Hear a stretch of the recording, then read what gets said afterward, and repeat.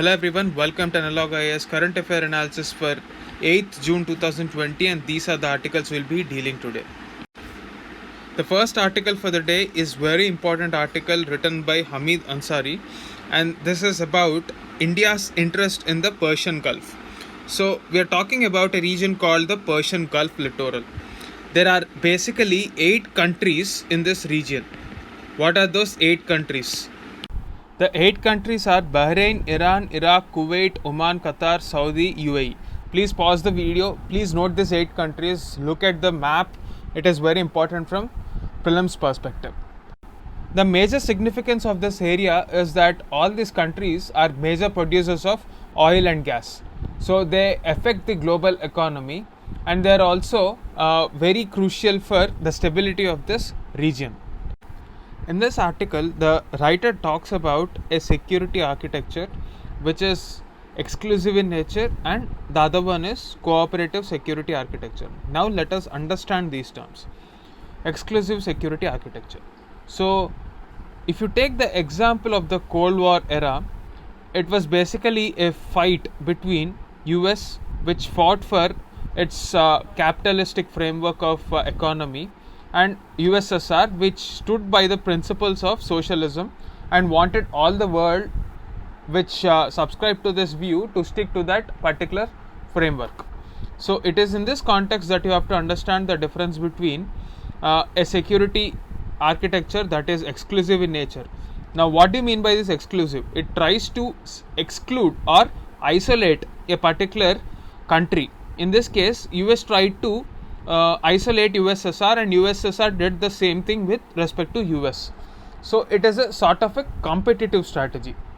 Now, as opposed to this security framework, if we talk about the cooperative security framework, if we take the entire region, say in this example the Persian region, there are many antagonistic forces within this region. For example, you have Saudi, which is pitched always against the other country, Iran. Saudi and Iran were traditionally competitive or rivals in nature.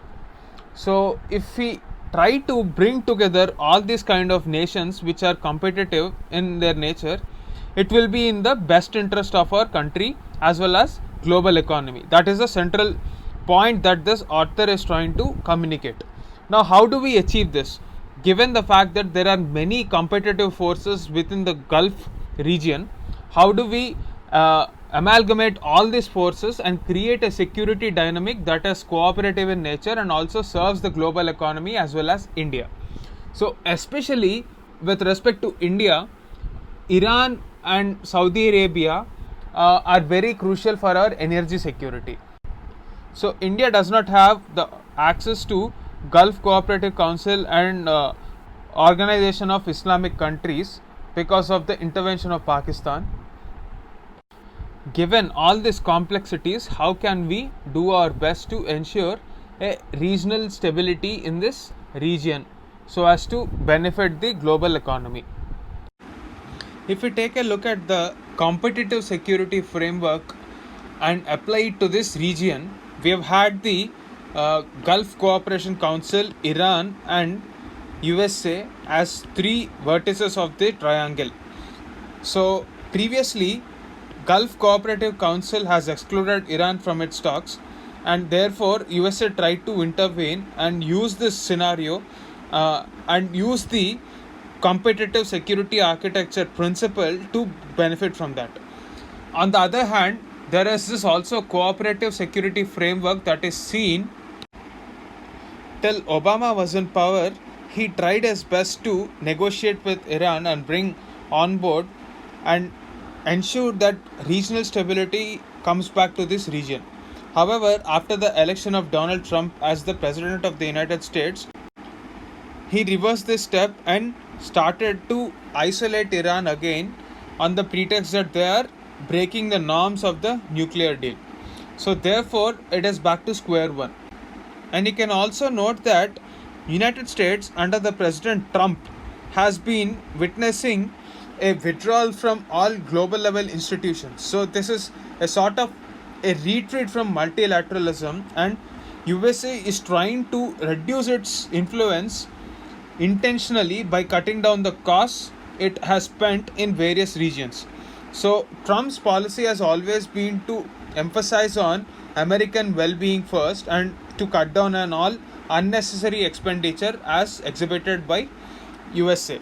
This is probably because USA now has enough shale gas reserves, and Trump feels that the dependence on this region should be reduced and eventually phased out.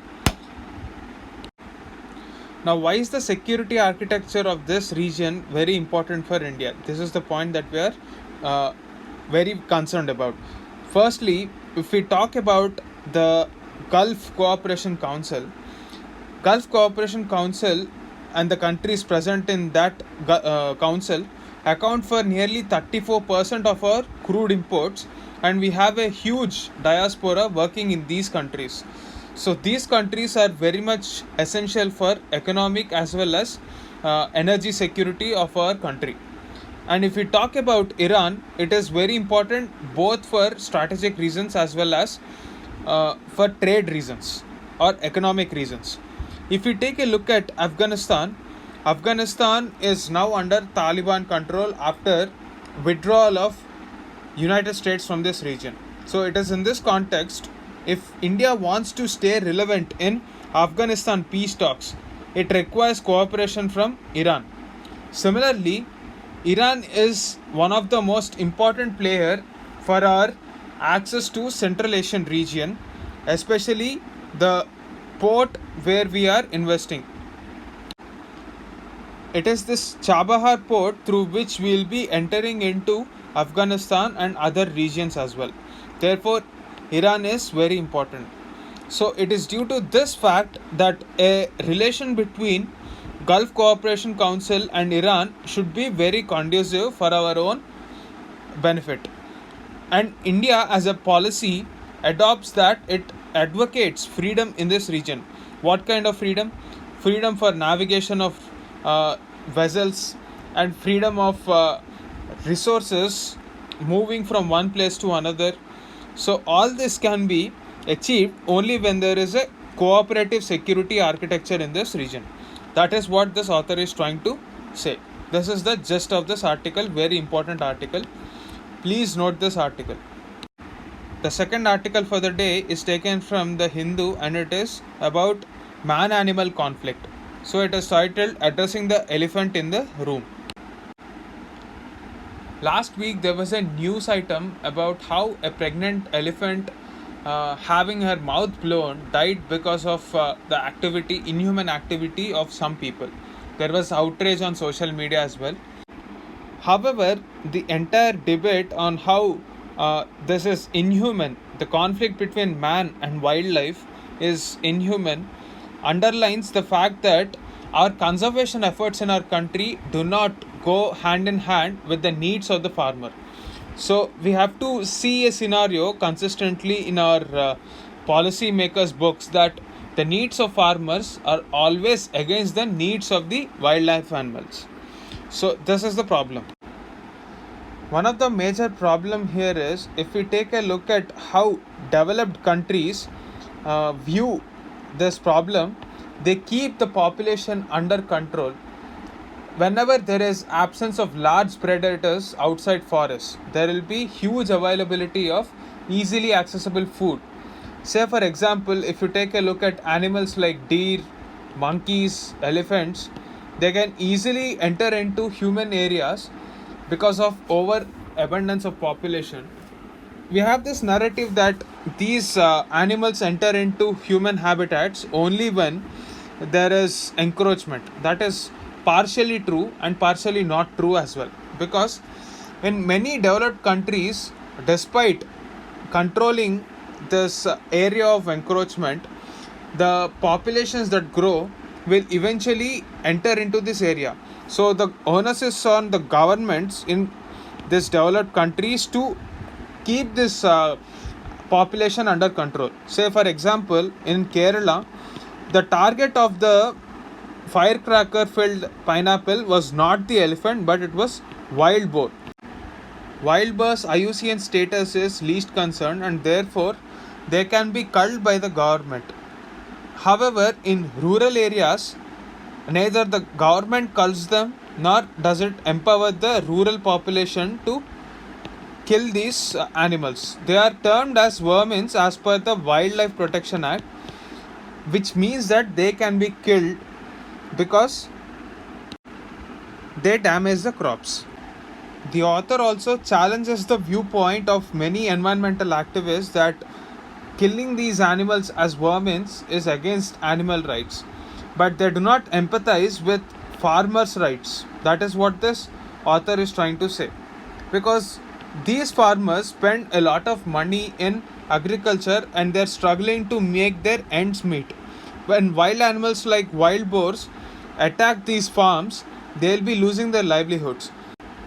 It would be better if environmental conservationists come up with a solution for this problem. This is a given reality that even in times before this, animals and wildlife generally came into conflict with agriculture. So we have to empathize both with animals as well as farmers. Now, many policymakers suggested some sort of compensation. We already have many compensation schemes and insurance schemes, and apply those insurance schemes as a compensation for these farmers. But we also have to realize that the process for this compensation acquisition is very tough for the farmers to navigate through, and because of the red tapeism that is involved in the bureaucratic processes, farmers prefer not to adopt this process. Now, another important point that this article is trying to raise is how the blame for the ecological disaster that we are witnessing right now is placed unilaterally, homogeneously across all the humans. So we have to realize that only a select set of humans are responsible for nearly 90% of the ecological damage that we are witnessing today. And we are inadvertently blaming poor farmers in this case, which is not a right precedent, because in this process what we are actually doing is we are letting away the people who are responsible for this 90% of the damage. We are not in a position to question their choices, and that is why even in international level talks like Paris climate deal, we don't see any accountability mechanism. So if we have to suggest a immediate solution for this problem, whatever is designated as vermin, or whichever animal is designated as a vermin, it should be regulated, or its population should be regulated by the state forest departments. And the responsibility of doing this should definitely be on the state governments and not on the poor farmers. One more important fact that we have to remember is, especially in the context of elephants, modern conservation movement aims to separate human and wildlife spaces, which tells that if there is no overlap between these regions, then there will be no conflict.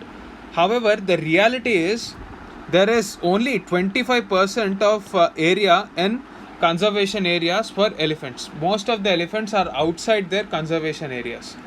So, given this fact, how do we answer this? The extent of distribution of other species is not even fully known. For example, we don't know the movement of many predators like leopards, wolves, etc. in central India. So, a starting point for this problem is to stop looking at man and wildlife as two different entities in these regions and orient a policy which allows for coexistence. Now, how do you ensure this coexistence is the biggest question. It is here where wildlife experts should come into picture and bring about best practices.